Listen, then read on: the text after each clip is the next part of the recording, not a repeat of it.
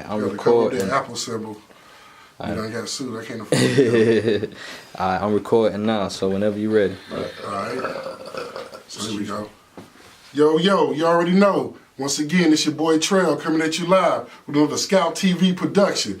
And right now, boy, this is gonna be something special. I can tell you that now.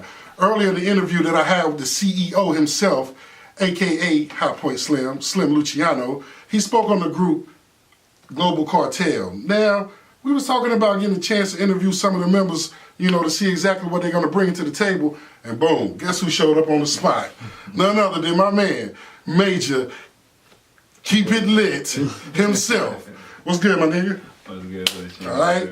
Now, we're going to have to really get into this. My man's kind of camera shy, so we actually breaking him out his shell right now. So this is a real treat for those that really going to get into knowing my man Major Keep It Lit. That's part of the Global Cartel and amongst many other things. So right now, without further ado, I'm going to let my man tell you a little bit about himself and first and foremost, where that name, Major Keep It Lit, started from. Oh, man. So Major Keep It Lit, yo, keep it for real.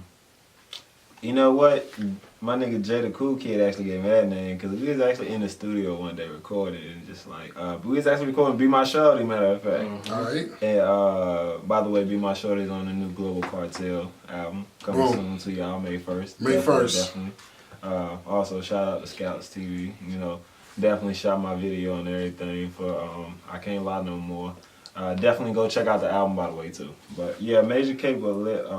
It was just something that happened out of random. It was just like, yo, Major, you keeping it lit. And I was like, yo, I like that. So I just kept it, man.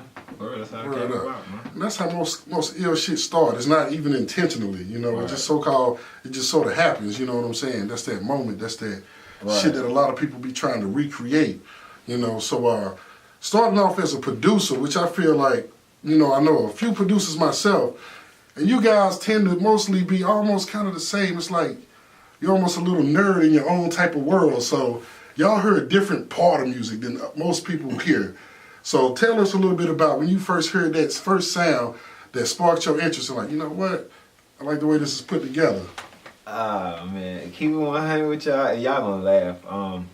I was at my grandma's house, and I can't remember the name of the group, but it was a song called I Be Do, I Lay Down, whatever that shit was. I can't think of how that shit go. But it was just the robotic sound of how it actually sounded. And I was just like, I like that. And just like, I was wondering how they always would do it. So, you know, I actually was, I forgot how old I was, but I used to get like 2 radios, put them side by side, one with a blank cassette and the other one would just like, you know. Record. Yeah, just record. And like I started playing with the drums behind like a Biggie song, a Tupac song, anything like that I could hear like on the radio, matter of fact, and just play behind it and hear some sound. And you know, with me, it was like when I first heard that song, it was just I was fascinated with how things can be recreated, basically. So true. And with the way the music scene is going right now, I know a lot of cats. You know, you're that new generation. You're the new blood to the game. You know, so you got a lot of producers out right now that some people say they sound is kind of similar to each other's. Coming in the game, like who were some of the people that helped, you know, turn your head away from having that so-called generation, whatever X type of sound that we're hearing right now? To keep it 100, my favorite producer, that kind of like speaks out a lot about steering clear of the same trends, I would have to say would be Zaytoven, but at the same time, the way I see it, it's just like he best said it basically like you can use someone's drums just like you use someone's lawnmower, but it don't mean you're gonna cut the grass the same. True. You know what I'm saying? So you just gotta create what you feel like. With me, it's just like I believe whatever your emotions are should be able to be communicated in some type of form or fashion through sound, the way you talk, or even just by body language itself. So it's like with me, the way I feel or whatever my thoughts are, I'm just, you know, transmitting that to my music and doing it that way. Not trying to be in the lane of everybody else, just be me. I don't care what no one else say if they like it or don't like it, as long as I like it. True, and that's what's up. And you ain't gotta like it because we love it. So, you know, like when it comes to producing, like I know with myself, I heard music from a different aspect coming up. And it's like now the way music has transcended, you know, you spoke on that raw emotion you like to tap into whenever you're making a track. Like, so how do you really channel and really deal with that as far as, you know, emotion being a part of your creativity? I mean, honestly, I mean, people go through so much in life, you know, like, probably like the CEO said it the best, you know, everybody, you can be telling somebody else's story, you know, being that we have a mix of different talent within our group. It's like, with me, my emotions are based off of everyday life scenarios, you know, when you got moments where you thinking about 10 years back to the past, or 2 days ago, even like 5 minutes ago, whatever you just probably said or what did could just trigger you to think back to possible ways of redoing it different ways, and it just puts you in a different mind state, you know. Just like if you wanted to build a house, you probably can build a house in 50 different ways, but everybody knows one basic way, one basic foundation to really start, you know. So, So with that, you know, I can definitely dig. So being a producer, like I see people online, they shopping for beats. Everybody's, you know, doing their thing, trying to find that different sound. So it's not no longer really, I would see, like back in the day, you probably had 4 or 5 cats in your vicinity, like say for where I'm from, Greensboro, Southside stand up. We had a few producers that was ill cats, you know, it's maybe about 4 or 5 of them, but, you know, I know being that producer nowadays, everything's online, like, how do you feel when, you know, you put a track out there for somebody to purchase, but you feel like what you get out there, your residuals, how do you keep the motivation when the residuals ain't really coming in like how you want to see it? When you don't get no money from beats, man, it's just, it can be disappointing, but it just makes me wonder what could I do differently on that beat, you know, like maybe listening to it a few more times, or either I'll send it to just a random artist that I have on my email list and be like, hey, what you think I can fix on this beat? You know what I'm saying? You think you can rap to this beat? If so, send me a track. You know, and hear like creativity from other people who would possibly purchase it versus, you know, the crowd that I'm looking for. So it gives me a lot of inspiration when I do things like that. Or either I probably keep it 100 with it. I probably go play the game for a little bit to get my anger off, and then go right back at it. You know, just right back at it. Decompress. Like, you know what? But the reason why I asked that, because it's like, again, I'm so close knitted with people that I know doing the same thing, such as yourself. And these are older cats, so I see the motivation in them when people are like, oh man, you're like 32 or you're like 40, you damn near da-da-da. But I see still them chasing that dream. That hunger never dies, regardless of what type of results they didn't get.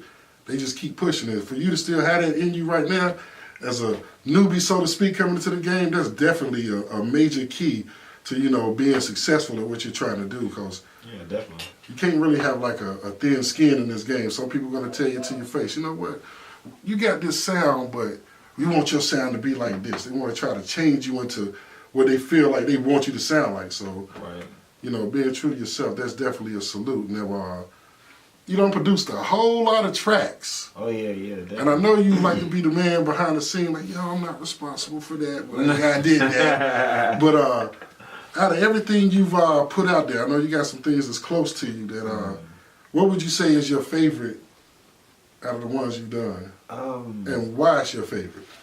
I mean, right now, my favorite right now is probably Feeling Like the Man. It's my favorite track I produced. Feeling Like the Man is actually my own song. It's my song I did off of Random Letters. Y'all can go get that on iTunes, Spotify, everywhere. Random Letters, get out and cop that. It's out there for you to get it.